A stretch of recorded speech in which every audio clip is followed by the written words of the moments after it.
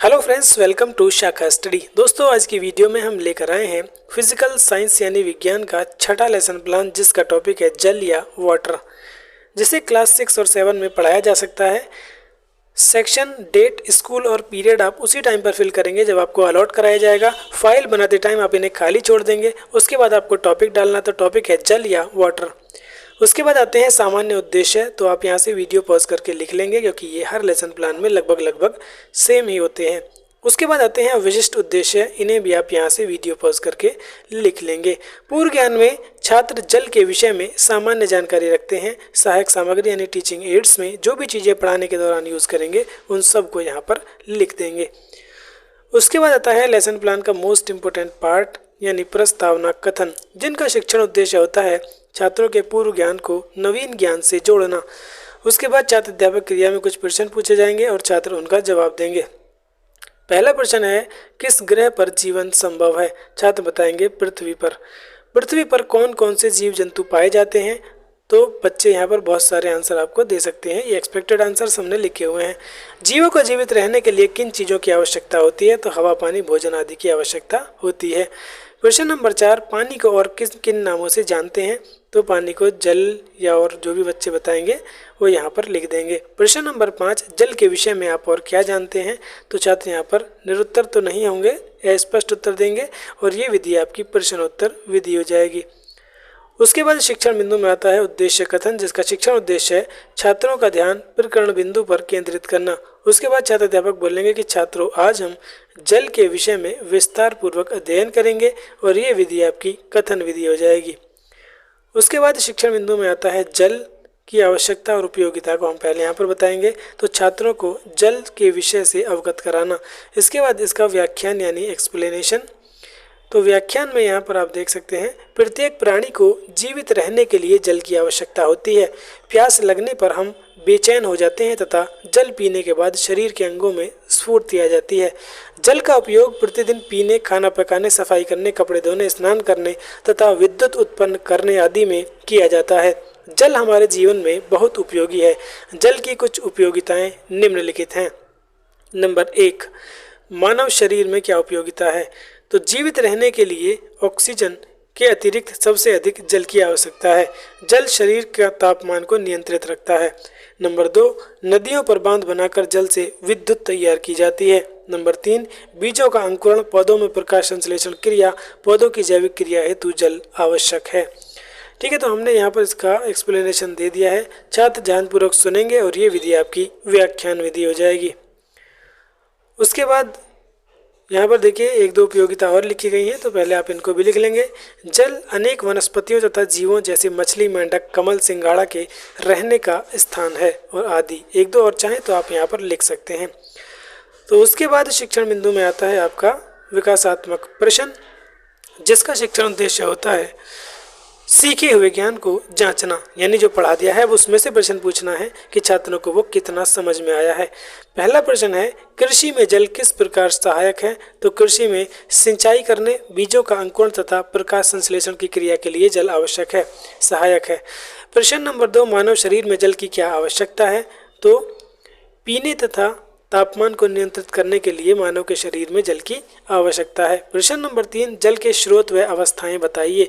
तो छात्र यहाँ पर स्पष्ट उत्तर देंगे या निरुत्तर हो जाएंगे और ये विधि आपकी प्रश्नोत्तर विधि हो जाएगी।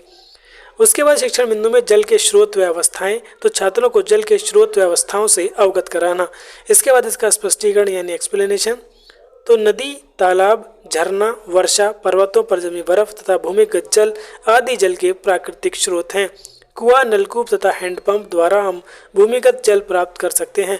अधिकांश नदी, झील, नलकूप मीठे व ताजे फल के स्रोत हैं। समुद्र प्राकृतिक जल का सबसे बड़ा स्रोत है। पृथ्वी के धरातल पर 2/3 भाग समुद्री पानी है। समुद्र का जल बिना शुद्ध किए पीने योग्य नहीं है।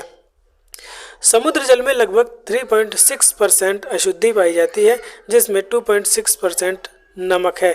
इसीलिए यह खारा होता है और पीने व कृषि के योग्य उपयोग नहीं किया जा सकता। विभिन्न स्रोतों से प्राप्त जल के स्वाद में भिन्नता उसमें मिले खनिज लवणों के कारण होती है। जल की 3 अवस्थाएं होती हैं, ठोस, द्रव और गैस। शुद्ध जल रंगहीन, गंधहीन एवं स्वादहीन होता है तथा विद्युत का कुचालक होता है। जल में अधिकांश, ठीक है, एक्सप्लेनेशन थोड़ा सा बड़ा है तो इसको पहले लिख लेंगे। पदार्थ घुल जाते हैं, इसलिए इसे सार्वत्रिक कुचालक कहते हैं। जल का हिमांक 0 डिग्री सेल्सियस तथा क्वथनांक 100 डिग्री सेल्सियस होता है, यानी 0 डिग्री पर यह जम जाता है और 100 डिग्री पर यह उबल जाता है। ठीक है, तो यहाँ पर इसका हमने एक्सप्लेनेशन दे दिया है। छात्र ध्यानपूर्वक सुनेंगे और ये विधि क्या है, आपकी व्याख्यान विधि हो जाएगी। ठीक है, उसके बाद आते हैं विकासात्मक प्रश्न पर। लेकिन उससे पहले दोस्तों यहाँ पर जानकारी आपके लिए कि हमारे चैनल पर लगभग सभी सब्जेक्ट्स के लेसन प्लान्स आपको मिल जाएंगे। उसके अलावा यदि बीएड के बाद आप एमएड करना चाहते हैं किसी भी यूनिवर्सिटी से, तो उसमें एडमिशन के लिए आपको एंट्रेंस एग्ज़ाम देना होता है और एंट्रेंस एग्ज़ाम देने के लिए उसकी प्रिपरेशन करना ज़रूरी है। तो हमारे इस चैनल पर कंप्लीट प्रिपरेशन एमएड एंट्रेंस की आपको मिल जाएगी। प्लेलिस्ट में जाकर देख सकते हैं, हमने प्रीवियस ईयर में जो अलग अलग यूनिवर्सिटीज़ में पेपर कराए गए थे उनका सोल्यूशन यहाँ पर अपलोड कर रखा है। उसके अलावा बहुत सारी अलग से भी वीडियोज़ यहाँ पर आपके लिए अपलोड कर रखी हैं। ठीक है, तो जाकर आप अभी देख सकते हैं। तो शिक्षण बिंदु में आता है विकासात्मक प्रश्न, जिनका शिक्षण उद्देश्य है सीखे हुए ज्ञान को जांचना। प्रश्न है, प्राकृतिक जल का सबसे बड़ा स्रोत क्या है? तो समुद्री जल प्राकृतिक जल का सबसे बड़ा स्रोत है। प्रश्न नंबर 2, जल की अवस्थाओं के नाम बताइए। तो जल की अवस्थाएं आप सभी जानते हैं, ठोस, द्रव और गैस। प्रश्न नंबर 3, जल कितने प्रकार का होता है? तो छात्र यहाँ पर निरुत्तर हो जाएंगे या फिर अस्पष्ट उत्तर देंगे और ये विधि आपकी प्रश्नोत्तर विधि हो जाएगी। उसके बाद शिक्षण बिंदु में आता है जल के प्रकार। ठीक है, जिसका शिक्षण उद्देश्य है छात्रों को जल के प्रकारों से अवगत कराना। उसके बाद इसका स्पष्टीकरण। तो स्पष्टीकरण में देखिए, जल 2 प्रकार का होता है, मृदु एवं कठोर जल। जब पानी को उबाला जाता है तथा उसकी पेंदी पर सफ़ेद रंग का कुछ पदार्थ जमा हो जाता है, ऐसा ही पदार्थ मग, बाल्टी एवं नल की टोंटी में भी देखने को मिलता है। यह जल में घुले हुए लवणों के कारण होता है। लवणों की घुलनशीलता के आधार पर जल मृदु एवं कठोर होता है। कठोर जल साबुन के साथ कम झाग देता है, जबकि मृदु जल साबुन के साथ अधिक झाग देता है। डिटर्जेंट दोनों के साथ झाग देता है। जल में उपस्थित कीटाणुओं को नष्ट करने के लिए chlorine gas, bleaching powder, ozone gas, potassium permanganate आदि का प्रयोग किया जाता है। ठीक है, तो इसका हमने यहाँ पर एक्सप्लेनेशन दे दिया है। छात्र ध्यानपूर्वक सुनेंगे और ये विधि व्याख्यान विधि हो जाएगी। उसके बाद मूल्यांकन प्रश्न में यहाँ पर प्रश्न पूछेंगे, जल के प्रकारों के नाम बताइए। तो जल 2 प्रकार का होता है, मृदु जल एवं कठोर जल। उसके बाद विकासात्मक प्रश्न नहीं पूछने हैं, क्योंकि हमें अब अपना जो लेसन प्लान है वो यहाँ पर कंप्लीट करना है, एंड करना है। उसके बाद समापन कथन देंगे। तो समापन कथन में छात्रों, आज हमने जल की आवश्यकता, उपयोगिता, जल के स्रोत तथा अवस्थाओं और जल के प्रकारों का अध्ययन किया। और ये विधि क्या है, आपकी यहाँ पर कथन विधि हो जाएगी। उसके बाद शिक्षण बिंदु में आता है पुनरावृत्ति प्रश्न, जिनका शिक्षण उद्देश्य है छात्रों का पूरे प्रकरण से संबंधित ज्ञान का मूल्यांकन करना। उसके बाद छात्र अध्यापक क्रिया में कुछ प्रश्न पूछे जाएंगे और छात्र उनका जवाब देंगे, यानी जो पूरा चैप्टर अब पढ़ा दिया है उसमें से प्रश्न पूछने हैं। पहला प्रश्न है, कृषि के क्षेत्र में जल की क्या भूमिका है? तो सिंचाई करने, बीजों का अंकुरण, पौधों में प्रकाश संश्लेषण की क्रिया में जो है जल आवश्यक है। प्रश्न नंबर 2 है, भूमिगत जल को कैसे प्राप्त किया जाता है? तो भूमिगत जल को कुआं, नलकूप तथा हैंडपंप के द्वारा प्राप्त किया जा सकता है। देखिए यहाँ पर जगह कम थी, इसलिए यहाँ पर ये छोटा सा आंसर लिख दिया गया है। प्रश्न नंबर 3, पानी को उबालने पर उसमें सफ़ेद रंग का पदार्थ क्यों जम जाता है?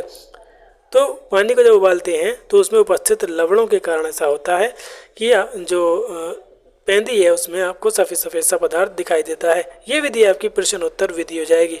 उसके बाद आता है श्यामपट्ट सारांश, जिसका शिक्षण उद्देश्य है छात्र सीखे हुए ज्ञान को सारांशित कर सकेंगे। तो यहाँ पर देखिए, अब आपको क्या करना है, जो आपने पढ़ा दिया है उसको छात्रों को रिकॉल कराना है। तो ब्लैक बोर्ड पर मेन पॉइंट्स लिखेंगे और छात्रों को पूरा चैप्टर यहाँ पर रिकॉल करा देंगे। और फाइल में आपको इस तरह से एक ब्लैक बोर्ड लगाना होता है। उसके बाद आता है गृह कार्य यानी होमवर्क। तो छात्र सीखे हुए ज्ञान का स्थायीकरण कर सकेंगे। अब यहाँ पर होमवर्क के लिए कुछ क्वेश्चन देने हैं। तो पहला प्रश्न, जल की हमारे जीवन में क्या आवश्यकता है? प्रश्न नंबर 2, जल के प्रमुख स्रोतों का अपने शब्दों में उल्लेख कीजिए। और प्रश्न नंबर 3, जल में उपस्थित कीटाणुओं को नष्ट करने के लिए क्या किया जाता है? सभी विद्यार्थी गृह कार्य को अपने उत्तर पुस्तिका में नोट करेंगे और ये विधि आपकी गृह कार्य विधि हो जाएगी। ठीक है दोस्तों, तो इस तरह से फिजिकल साइंस का ये छठा लेसन प्लान जिसका टॉपिक था जल, हमने यहाँ पर कंप्लीट कर लिया है। उम्मीद है आपको ये पसंद आया होगा। पसंद आया है तो वीडियो को लाइक करें, चैनल को सब्सक्राइब करें और अपने दोस्तों के साथ शेयर करें। मिलते हैं नेक्स्ट वीडियो में दूसरे लेसन प्लान के साथ। तब तक के लिए बाय बाय।